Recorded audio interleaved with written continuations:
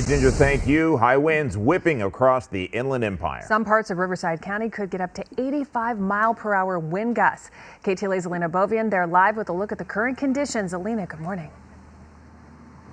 Good morning, guys. Well, right now it's about 44 degrees here in Riverside County, so I would say it's mostly just very chilly this morning. The wind right now taking a break. Just take a look behind me, looking at these palm trees here in downtown Riverside.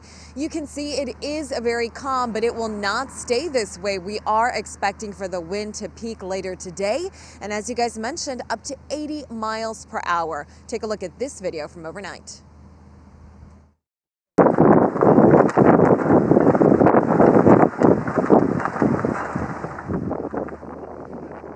You can see the wind, you can hear the wind. This was in downtown Riverside overnight. The wind was the first to arrive during this first storm. These are southwest winds expected to really kick into gear and peak today.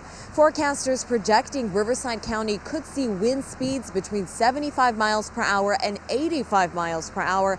And because it is so windy, it's going to make it feel even colder out here. So bundle up, secure your patio furniture, bring in anything that's outside that can blow around.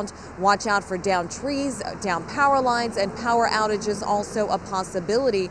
As for travel, Ontario Airport has canceled flights in the past because of wind, so certainly check flight status before you leave the house. The airport might be forced to cancel flights in light of the wind. Now back out here live. As you can see, not a lot happening at this hour here in Riverside County. Of course, it's always kind of windy here, but this time around, we're really expecting the wind to be a factor, so just hold on for that.